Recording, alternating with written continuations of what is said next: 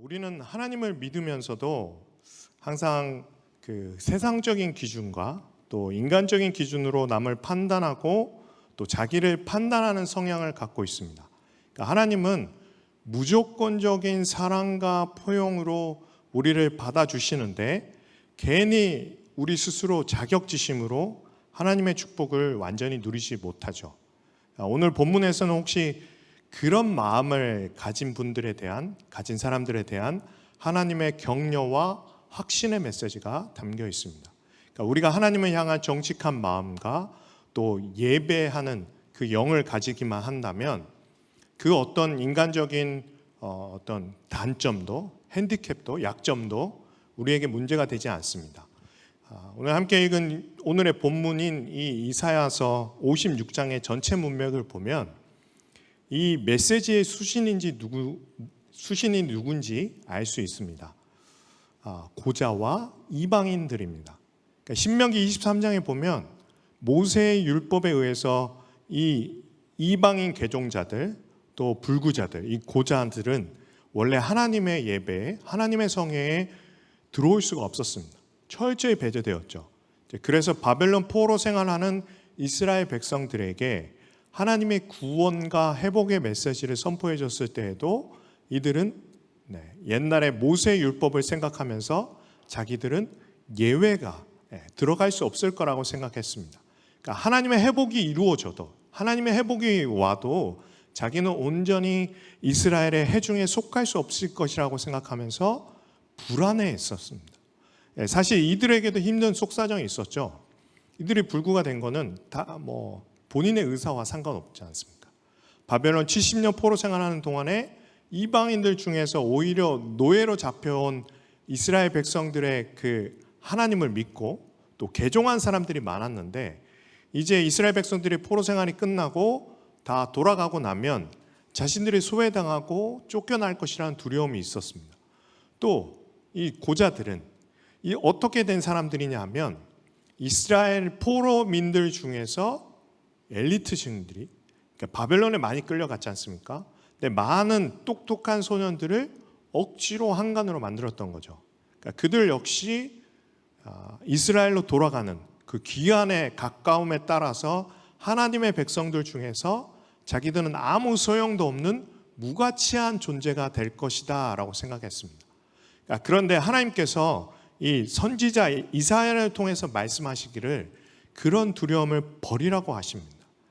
그러니까 하나님이 큰 축복과 회복의 메시지를 선포해 주셨는데 그걸 들으면서 약간 사회적으로 처지면서 약점이 있는 사람들이 우리는 그걸 축복을 누릴 수 없겠지, 수의 대상이 아니겠지 하고 생각했는데 하나님께서 아니다, 너희들에게도 이 은혜가 간다라는 것을 친절하게 오늘 말씀해 주신 것입니다.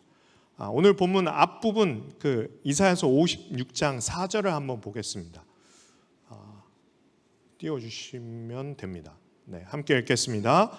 여호와께서 이와 같이 말씀하시기를 나의 안식일을 지키며 내가 기뻐하는 일을 선택하며 나의 언약을 굳게 잡는 그들에게는 고자들에게는 중요한 것은 밑줄 그은 부분이에요. 중요한 것은 하나님의 안식일을 지키며 예배하는 것과 또 하나님이 기뻐하는 일을 선택하며 하나님의 말씀대로 순종하려 하고 또 언약을 굳게 잡는 믿음 생활을 철저히 하는 사람들에게는 이런 약점이, 핸디캡이 문제가 되지 않는다는 겁니다. 여러분 가슴 속에 있는 어떤 두려움이나 열등감도 오직 예배로 극복하시면 됩니다. 믿음으로 극복하시면 됩니다. 여러분이 사람들한테 정말 인정할 수 없는, 말할 수 없는 어떤 약점이 있으십니까? 그러니까 경제적으로 힘들다든지 학력에 대한 열등감이 있다든지, 그러나 그럴수록 더 힘을 내서 하나님의 더 기도하는 자리로 나아가야 된다는 거죠. 더 의에 줄이고 더 목마른 자가 되면 하나님께서 오히려 너무 많이 가지고 있기 때문에 무덤덤하게 기도하는 사람보다 몇 배의 은혜를 분명히 부어주실 것입니다. 이사야서 계속해서 56장 5절 말씀을 보면 함께 읽겠습니다. 내가 내 집에서 내 성 안에서 아들이나 딸보다 나은 기념물과 이름을 그들에게 주며 영원한 이름을 주어 끊어지지 아니하게 할 것이며 했습니다. 특별히 그들의 가장 큰 약점이죠. 자녀를 낳을 수 없다는 것. 그래서 그 이름이 가문에서 끊어진다라는 약점을 주님께서 덮어주신다는 겁니다. 너희들에게 영원히 이름이 끊어지지 아니하게 할 것이다. 너희들 기억될 것이다. 하나님의 집과 하나님의 성 안에서 영원히 기억될 것이다 라는 겁니다. 이 사람들 약점이 있었지만 남들에게 차마 말하지 못하는 약점을 하나님이 알고 계셨다는 겁니다. 그걸 해결해 주시겠다라고 하시는 것이죠. 여러분, 오늘 남모르게 끙끙 앓고 있는 여러분의 치명적인 약점이 있으십니까? 아니면 문제가 있으십니까? 괜히 그것 들킬까 봐 일부러 더 드러내고 가시하고 다니시지 않으십니까? 자존심 때문에 예민하지 않으신가요? 오늘 기도 가운데 그 약점을 주님께 온전히 맡기시기를 간절히 바랍니다. 오늘 주님께서 그 약점을 메꿔주실 거예요. 덮어주실 줄로 믿습니다. 만져주시고 치유해 주실 것입니다. 이방인 개종자들을 위한 축복도 있습니다. 그 당시 유대인의 그 율법에서 이방인들은 사람 취급하지 않았죠. 그러나 하나님은 그들에게도 복을 준다라고 했습니다. 본문 6절 말씀 한번 함께 읽겠습니다. 또 여호와와 연합하여 그를 섬기며 여호와의 이름을 사랑하며 그의 종이 되며 안식일을 지켜 더럽히지 아니하며 나의 언약을 굳게 지키는 이방인마다. 아멘. 자, 여기서 핵심 조건은 무엇입니까? 여호와와 연합하고 여호와를 사랑하는 것입니다. 그러니까 예배의 자리로 나오는 것이죠. 그 세상적인 파도가 강한 그 나라에서도 오직 하나님을 사랑하는 그 믿음만 있다면 하나님의 백성들과 똑같이 대우될 것이다 라는 겁니다. 이어서 7절 말씀 보시면 함께 읽겠습니다. 내가 곧 그들을 나의 성산으로 인도하여 기도하는 내 집에서 그들을 기쁘게 할 것이며 그들의 번제와 희생을 나의 제단에서 기꺼이 받게 되리니 이는 내 집은 만민이 기도하는 집이라 일컬음을 될 것임이니라. 아멘. 자, 하나님의 성산, 하나님의 보좌 앞으로 하나님이 데려오실 것이다 라는 뜻입니다. 자, 그러면 그렇게 되면 아무 차별을 받지 않고 하나님의 임재 앞으로 나가는 기쁨을 누리게 될 것입니다. 그리고 그들의 번제와 희생을 하나님께서 기꺼이 받으실 것이다. 예배를 기쁘게 하나님이 받으실 것이다 라는 뜻입니다. 이게 굉장히 중요합니다. 예배는 내가 드리고 나서 끝나는 것이 아니라 하나님이 받으심으로써 완성되는 것입니다. 하나님이 어떤 예배를 받으십니까? 하나님이 누구의 열매를 받으시는가는 어떤 마음으로 예배 드리는가가 결정되죠. 하나님께서 내 집은 만민이 기도하는 집이라고 말씀하셨습니다. 하나님이 받으시는 최고의 예배는, 최고의 제사는 기도입니다. 기도가 빠진 예배는 마치 안고 빠진 찐빵과 똑같은 거죠. 계시록 5장 8절 말씀을 함께 보겠습니다. 함께 읽겠습니다. 그 두루마리를 취하심에 내 생물과 24장로들이 그 어린 양 앞에 엎드려 각각 검은고와 향이 가득한 근 대접을 가졌으니 이 향은 성도의 기도들이라. 아멘. 아무 기도나 다 하늘 보좌에 가는 것이 아니고 어떤 기도가 갑니까? 성도의 기도가 갑니다. 성도란 또 누구입니까? 어린 양의 피로 구원받은 하나님의 백성들이죠. 예수의 보혈을 통과한 사람들의 기도입니다. 아무나 다 기도하는 건 자유지만 기도를 받는 것은 성도의 기도만 하나님이 받으시는 것입니다. 십자가를 통과한 그 기도 말이죠. 그래서 구원받은 성도들이 교회에 와서 함께 모여 기도할 때 그것은 하늘나라에서 하나님이 너무나 달콤하게 받으시는 향기와도 같습니다. 여러분한테 보험을 팔려는 사람 있지 않습니까? 설문조사하는 사람 있지 않습니까? 아무리 유창하게 말을 잘하고 고객님 정말 사랑합니다 그러면서 오래 통화를 해도 여러분의 무뚝뚝한 말 없는 자녀가 한 통화하는 게 그게 훨씬 더 귀가 솔깃하지 않습니까? 자녀 전화 졸면서 받는 부모는 전혀 없습니다. 자녀가 아무리 짧게 기도해도 그 자녀가 말도 못하고 무뚝뚝하다고 할지라도 그 사실 하나만으로도 우리 하나님은 기뻐하시는 것이죠. 예수 그리스도께서 두루마리 봉인을 떼고 하늘 보좌에 오르시자마자 제일 먼저 이루어지는 것은 성도의 기도가 담긴 근대접을 받는 것입니다. 그들의 기도가 풀어지는 것이죠. 여러분의 기도가 당장 응답되지 않았다고 해도 하늘나라 금대접에 간직해 두셨다가 어느 날 상상을 초월하는 방식으로 응답될 것입니다. 그것을 믿으셔야 합니다. 그래서 성도들이 쉬지 않고 기도하라라고 말씀하시는 것이죠. 하나님의 마음을 이해하고 하늘의 능력을 받으려면 여러분이 기도의 줄을 놓으면 절대 안 됩니다. 신약의 그 목회 서신에서 기도하라고 할 때 수신인이 항상 복수형입니다. 너희들이 함께 쉬지 말고 기도해야 되는 거죠. 함께 기도할 때 우리는 또 오래 기도할 수 있습니다. 한 사람이 졸면 옆에서 대신해주고 꼬집어 주기도 하고 그러면서 같이 가는 거죠. 특히 고난 중에 있는 하나님의 자녀들의 기도를 하나님은 아주 귀하게 여기십니다. 여러분이 고난받으면서 기도하지 않으면 마음이 피폐해지고 독한 말을 쏟아내게 될 것입니다. 여러분, 돈을 잃어버리고 파산하고 병들고 이러면 사람이 오히려 부드러워질 것 같죠. 마음이 연해질 것 같죠. 그렇지 않습니다. 기도가 없이 사람이 고생을 하면 사람이 독해집니다. 자존심이 세지고 굉장히 말이 냉소적이고 날카로워집니다. 그러나 고난 속에서 기도하면 그래서 독이 걸러지고 덕이 생기는 거죠. 우리가 하나님께 바치는 최고의 제물은 기도입니다. 고난의 때가 왔다는 것은 우리가 예배의 강도를, 기도의 강도를 2배 더 늘려야 된다는 겁니다. 고난이 깊어지면 여러분의 기도의 시간이 더 깊어져야 된다는 것입니다. 또한 성도들이 함께 드리는 기도는 반드시 하나님 앞으로 전달됩니다. 반드시 하나님이 응답하시겠다고 분명히 말씀하셨습니다. 계시록 8장 3절 말씀을 보겠습니다. 함께 읽겠습니다. 또 다른 천사가 와서 제단 곁에 서서 금 향로를 가지고 많은 향을 받았으니 이는 모든 성도의 기도와 합하여 보좌 앞 금 제단에 드리고자 함이라. 아멘.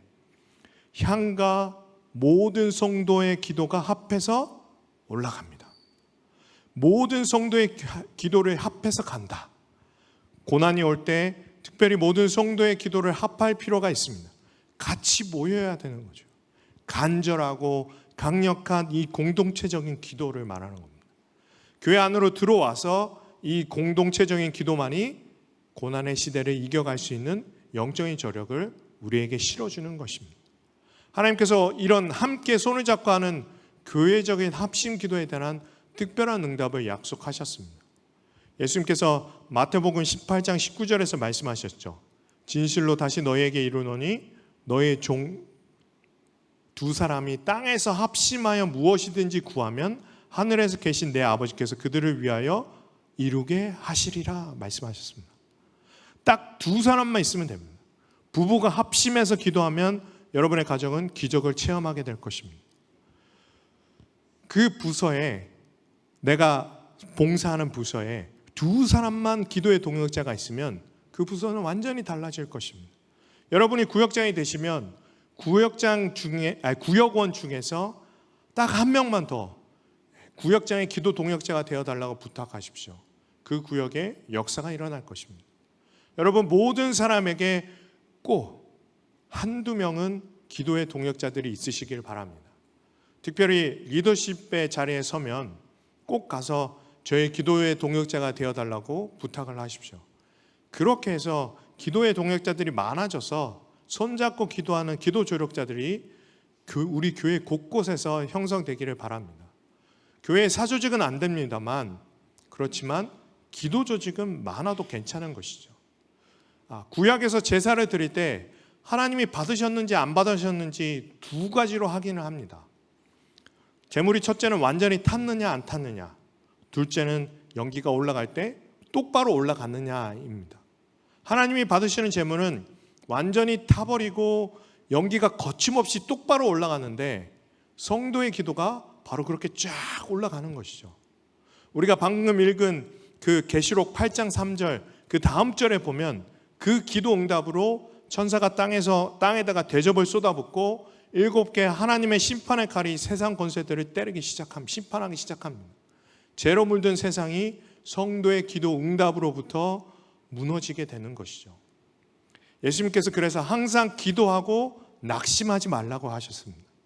우리가 기도할 때 하늘문이 열리면서 땅의 권세를 압도하시는 것입니다. 그렇기 때문에 하늘 재단에 우리의 기도가 쌓인다는 것을 믿으셔야 됩니다. 그래서 우리의 기도는 역사를 바꾸는 능력이 있다는 걸 믿으십시오. 하늘 보좌와 지상의 역사를 연결하는 다리가 바로 기도입니다. 그러므로 당장 눈에 보이는 가시적인 결과가 나타나지 않는다고 해서 낙심할 필요가 없습니다.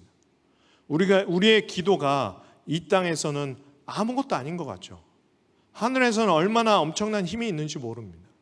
사람들이 농담처럼 너 기도나 해라, 너 앉아서 그냥 기도나 해라, 이 말에 여러분 화가 나지 않으십니까? 기도나 하라니. 기도가 모든 것을 바꾸는데 그런 말을 할 수 있겠습니까? 마치 자기 일이 가장 중요하고 자기 노력이 중요하고 기도는 옆에서 그냥 불어주는 바람과 같은 거라고 생각하는데 절대 그렇지 않습니다.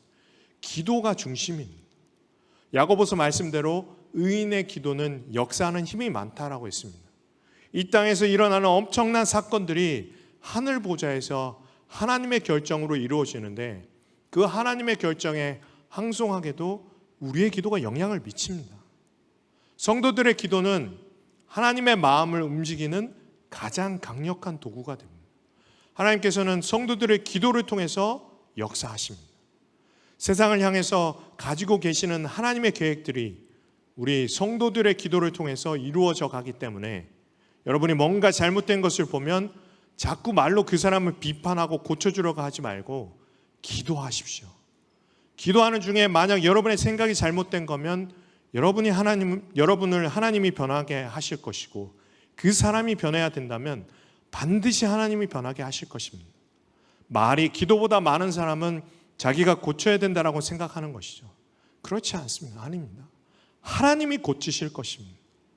여러분의 남편을 여러분의 잔소리로 고칠 수 있다고 생각하지 마십시오.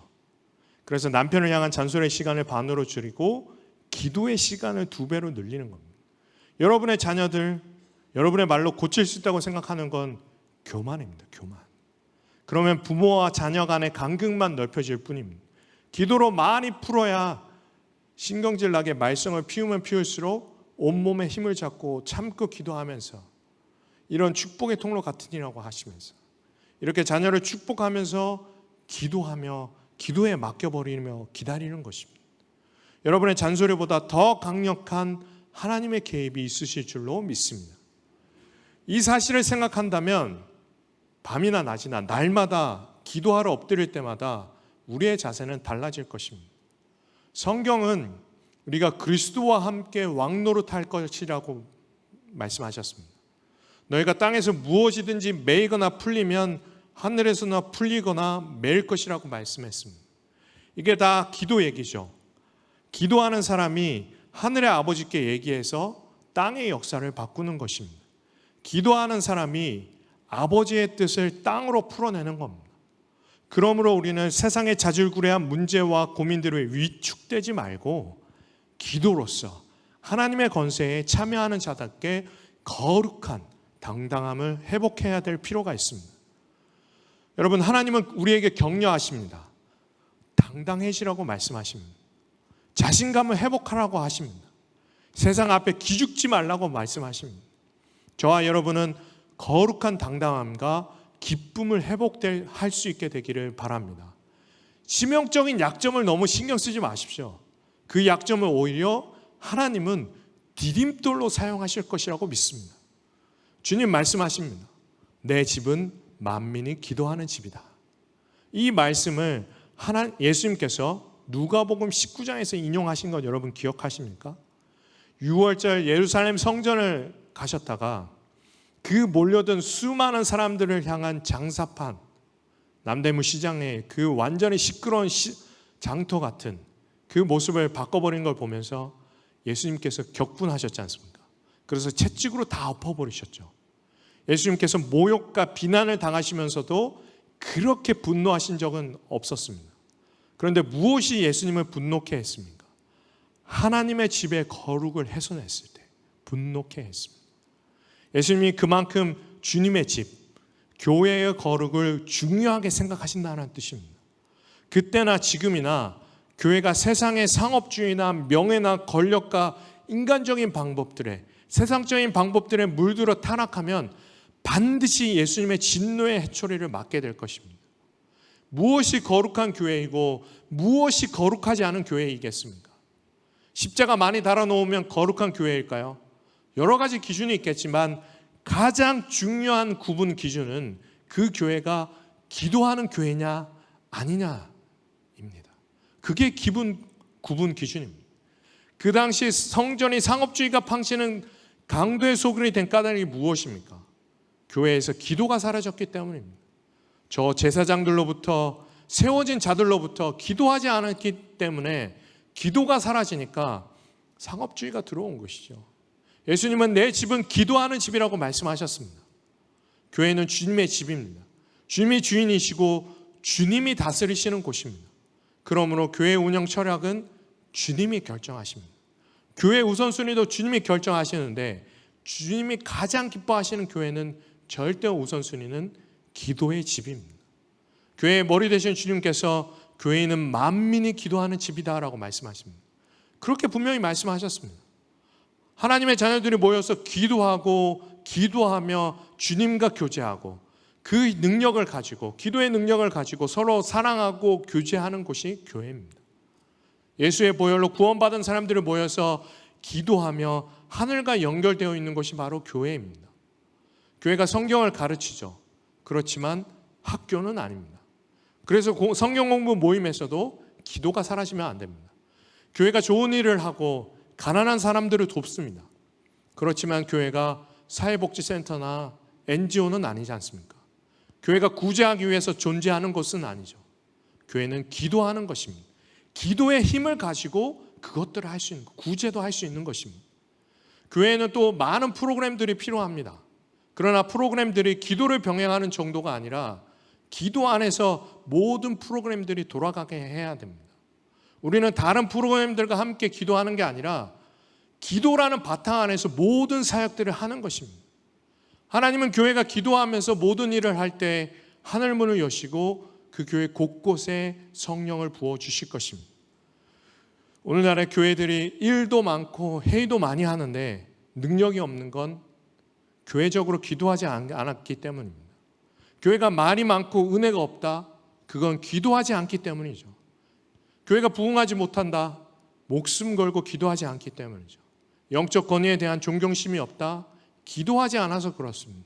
열정과 기쁨이 사라졌다, 기도하지 않기 때문이죠. 기도하면 큰 문제도 작은 문제가 되지만 기도하지 않으면 작은 문제가 오히려 큰 문제가 되어버립니다.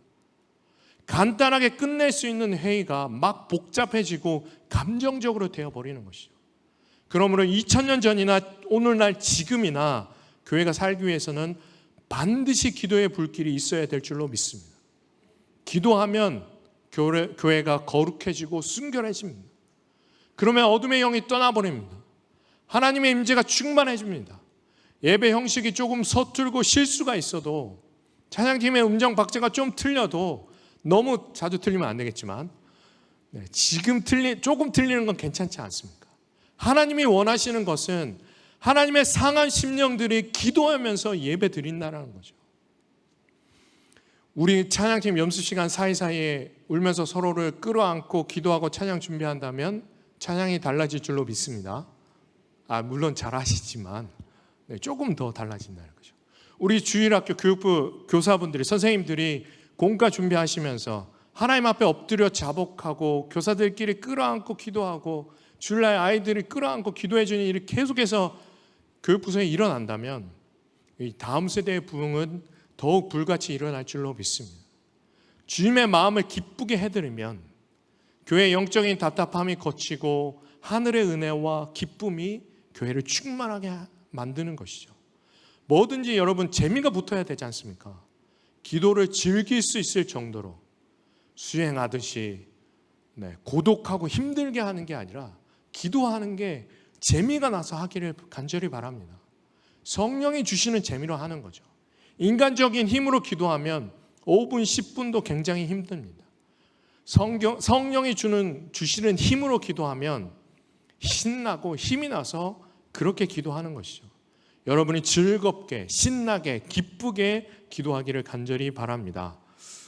영적 지도자들은 믿음이 약한 성도들을 위해서 또 중보해야 되죠. 믿음이 강한 자들이 교회 안에서 믿음이 약한 자들의 그 연약함을 담당하라고 말합니다. 믿음이 약한 자들의 약점을 담당하는 첫 번째 키는 기도하는 것입니다. 여러분, 목회자와 또 장로님들은 맡은 사역 부서와 성도들을 이름을 날마다 부르면서 중보하십니다. 구역장들은 구역원의 이름을, 주일학교 선생님은 학생들의 이름을 부르면서 계속해서 기도하십니다. 이렇게 영적인 리더가 자기의 리더십 가난에 있는 사람들을 위해서 중보하지 만약에 않는다, 그건 하나님한테 심각하게 야단맞을 일이죠. 직무유기라고 말할 수 있습니다. 성도들 또한 이렇게 세워진 영적 지도자들을 위해서 중보해 주셔야 됩니다. 여러분을 목양하고 있는 사람들이 기쁨으로 그 일을 감당할 수 있도록 우리 담임 목사님을 위해서, 또 여러분 교구 목사님들을 위해서, 사역하는 부서 목사님들, 교육부서 목사님들을 위해서 기도해 주십시오. 전도사님들을 위해서도 기도해 주십시오. 최선을 다하지만 외롭고 지치는 경우가 많습니다. 그래서 목회자들이 기쁨으로 이 사역을 감당할 수 있도록 우리 성도님들의 중보 기도가 필요합니다. 우리 장로님들도 마찬가지고요. 또 구역장님들도 마찬가지고, 주일학교 선생님들도 다 여러분의 중보 기도가 필요한 분들입니다. 여러분의 기도가 그들을 모두 살릴 것입니다. 우리 성도들은 항상 기회가 되면 335 모이셔서 수다만 떨지 마시고 우리가 서로를 위해서 기도해야 됩니다. 여러분이 서로를 위해서 기도하십시오. 서로가 서로를 위해서 분명히 기도해야 됩니다. 여러분, 하나님께서 하나님밖에는 없는 가련하고 약한 자의 기도를 엄청나게 들으십니다. 그래서 그런 분들의 기도를 받아야 되지 않겠습니까? 교회 곳곳에서 정성껏 서로를 안고 기도하는 모습을 하나님이 더 많이 보고 싶어 하실 것입니다. 저는 구역이 개학하면, 이제 하반기 개학하면 모든 구역 예배에 기도의 불길이 붙기를 바랍니다. 그렇게 소망하며 기도하고 있습니다. 구역 모임 하실 때도 말씀에 대한 지식 전달만을 하지 마시고 기도 제목 나눔을 하십시오. 서로를 위해 뜨겁게 기도하시기를 바랍니다. 기도하는 교회는, 기도하는 공동체는 반드시 부흥합니다. 반드시 부흥한다고 저는 믿습니다. 마지막으로 오늘 본문 8절 말씀을 우리 함께 큰 목소리로 읽을까요? 함께 읽겠습니다. 이스라엘의 쫓겨난 자를 모으시는 주 여호와가 말하노니 내가 이미 모은 백성 외에 또 모아 그에게 속하게 하리라 하셨느니라. 아멘. 내가 이미 모은 백성 외에 또 모아 그에게 속하게 하리라. 여러분, 이 말이 내 집은 만민이 기도하는 집이 될 것이라 바로 다음에 나온 게 우연일까요? 주여, 기도를 통해서 우리에게 그런 부흥의 은혜를 주옵소서라고 기도하지 않고 부흥하면 교만해지고 불안합니다. 그러나 기도하고 오는 부흥은 확실합니다. 기도하고 오는 부흥은 어둠이 틈타지 못하는 부흥이 될 것입니다. 내 집은 만민이 기도하는 집이라 했습니다. 만민이 모여서, 모든 사람들이 모여서 기도할 때 모은 백성 위에 또 모아서 그에게 속하게 했다고 분명히 말씀하시지 않습니까? 우리가 기도하며 그 은혜를 누리고 선포하며 그 힘을 가지고 부흥하는 우리 교회가 되기를 주님의 이름으로 축원합니다.